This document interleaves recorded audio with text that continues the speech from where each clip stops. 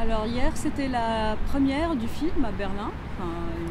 Le film était déjà passé au festival de Tübingen, mais jamais à Berlin. Donc c'était vraiment la première berlinoise. J'étais vraiment ravie de cette projection. J'ai eu un public attentif, intéressé, qui a posé plein de questions et sur le sens politico-social du film et aussi en termes de cinéma, de jeu, etc. Donc c'était vraiment une rencontre très intéressante. Oui, le film est sorti en Tunisie en fait peu avant la Révolution. Donc c'était un contexte aussi particulier. Il y avait une ambiance de fin de règne quelque part dans le pays. Le film, c'est vrai, il a suscité une polémique. C'était surtout parce qu'il y avait une scène où il y a une comédienne qui apparaît nue de dos. Donc voilà, je crois que beaucoup se sont focalisés sur cette scène, mais ont oublié de discuter vraiment le film. Je pense que le film aurait pu être accueilli autrement parce qu'il y a plus de liberté d'expression, il y a plus de possibilités de discuter les choses. Mais je pense que sur les questions liées à la morale, je n'ai pas l'impression qu'il y a eu un changement. Le changement n'arrive pas du jour au lendemain. Je pense que cette révolution est un long processus pour que les choses changent. Donc il y a des choses très intéressantes qui se passent en Tunisie aujourd'hui. Il y a beaucoup de dynamisme de la part des jeunes qui bousculent les choses. Après, je ne pense pas que les choses vont changer du jour au lendemain. On a vécu en vie en ce moment des mouvements très, très contradictoires. C'est-à-dire il y a des forces qui vont de l'avant, d'autres qui retournent en arrière. Donc c'est une dynamique à double sens.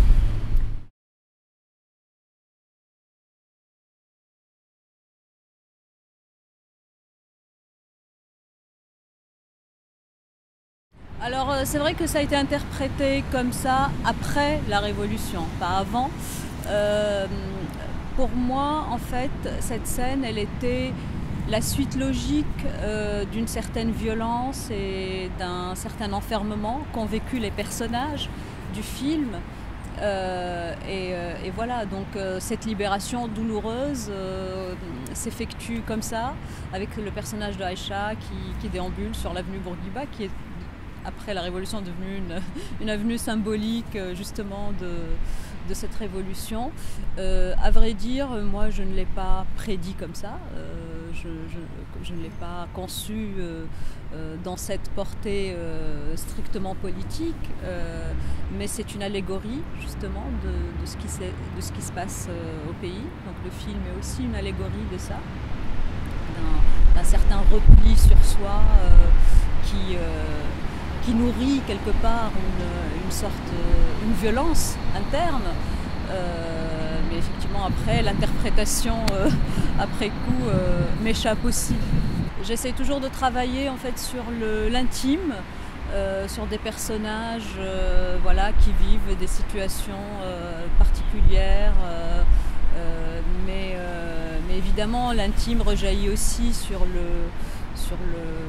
le politique, sur le social, ça a des résonances. Mais voilà, donc, ça n'a pas été. Je n'ai pas prédit la révolution en fait. C'est quelque chose qui est arrivé à terme d'une souffrance, les Tunisiens ont arrivé à un point où ils ne pouvaient pas faire autrement. Donc ce basculement était soudain. Alors ça ne veut pas dire qu'il n'y a pas eu des choses qui ont préparé ça. Il y a eu des petites révoltes, il y a eu des insubordinations, mais qui ont été étouffées dans la violence, à l'insu de tout le monde et à l'abri des médias. Mais ce qui s'est passé, donc la révolution du 14 janvier, a pu avoir un relais médiatique sur les réseaux sociaux qui ont fait que ça s'est su et que le mouvement aussi a pris de l'ampleur. Mais la révolte populaire existe depuis longtemps.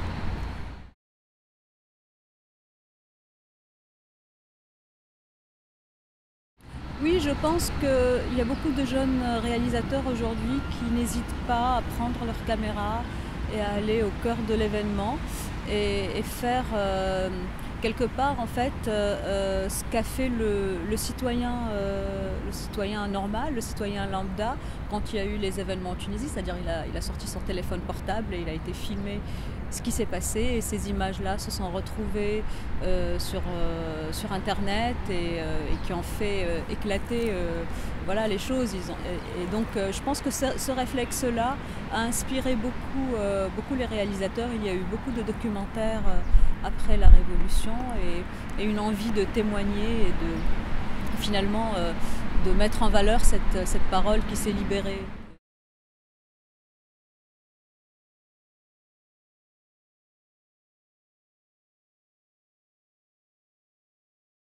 Alors le personnage de Salma est un peu l'élément qui s'introduit, donc elle fait une intrusion dans cette famille repliée sur elle-même, qui introduit aussi quelque part de la modernité, c'est une fille libérée, libre, qui intervient dans ce milieu complètement reclus. Et donc son intrusion dans cette famille, au sein de cette famille, se fait par une espèce de violence, elle la kidnappe. Mais quelque part, pour moi, Salma trouve avec ces femmes une espèce de cocon maternel dans lequel elle trouve pendant un instant sa place. Mais elle est aussi l'élément qui perturbe cette famille, c'est-à-dire qu'elle est le déclencheur de la crise qui va suivre. Elle pousse Aïcha en fait à se poser des questions, à révéler ses secrets de famille. Donc il fallait aussi qu'elle soit éliminée par la sœur, parce que du coup elle perturbe leur vie. Et voilà, donc quelque part pour moi c'est un élément déclencheur de quelque chose, mais aussi je pense qu'elle a trouvé aussi une espèce de quiétude, même si elle est particulière et parfois angoissante dans cette famille un peu perturbée.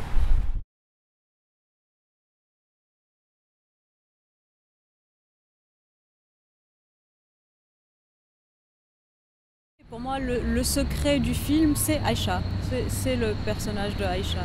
Elle est la clé de tout, en fait. Elle est le personnage principal et en fait, elle découvre qu'elle est elle-même le secret. Elle est elle-même l'objet de toute cette existence recluse, particulière et dérangée qu'elle est en train de vivre. Et donc, pour se libérer, elle doit, elle le fait dans la douleur, dans une espèce de violence, parce qu'elle n'a connu aussi que la violence, mais finalement elle se révèle à elle-même et elle essaye de revenir dans la vie normale, dans la réalité.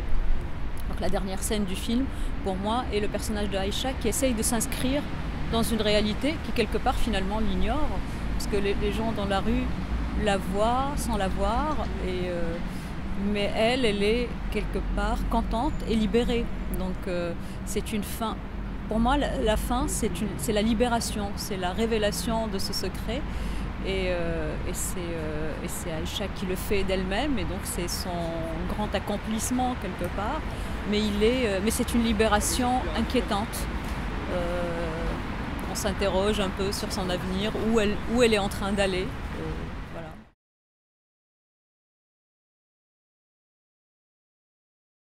Oui, effectivement, moi je me vois comme une cinéaste féministe dans la mesure aussi où les questions de femmes, où les personnages féminins m'interpellent, m'intéressent, me parlent.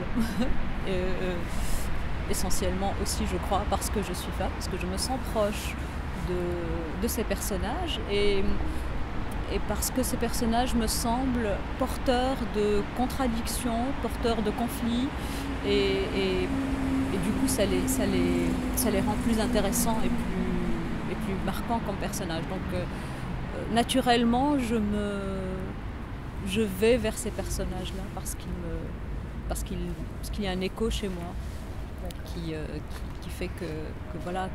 Et donc je crois que c'est dans cette mesure-là où je me sens féministe. Évidemment, le militantisme est quelque chose, je le conçois aussi comme quotidien, pas forcément, qui ne s'exprime pas forcément par les films, mais par la vie de tous les jours, et justement la révolution en Tunisie a révélé aussi tout ce qui n'allait pas par rapport à un discours qu'on a vécu, qu'on a entendu pendant des décennies, du gouvernement tunisien qui se vante d'avoir libéré les femmes, d'avoir un statut personnel et qui est le plus révolutionnaire du monde arabe, mais les failles ont été révélées par la révolution, et tout le chemin qui reste encore à faire a été aussi révélé par ce qui s'est passé. Donc je pense partout, les femmes ont encore beaucoup de combats à faire pour s'affirmer, que ce soit dans le cinéma ou dans la vie normale.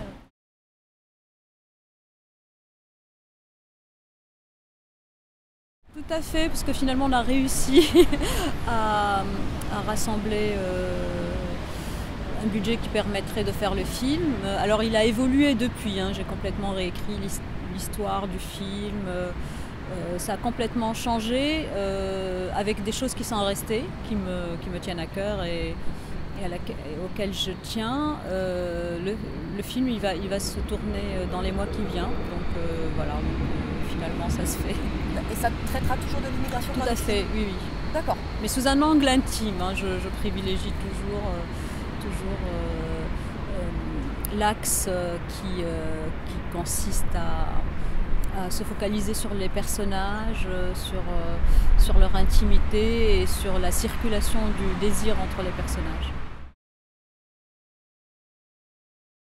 Pour le moment, il y a le chantier du film qui est important. Et sinon, dans le futur, j'aimerais bien refaire quelque chose sur la danse. Parce que c'est quelque chose qui m'intéresse. J'avais fait de la danse il y a longtemps. Mon premier film a été sur la danse et je pense que c'est un élément important pour moi dans ma vie et important sur ce que ça dit, sur les corps, sur être dans l'espace et être dans la vie en général.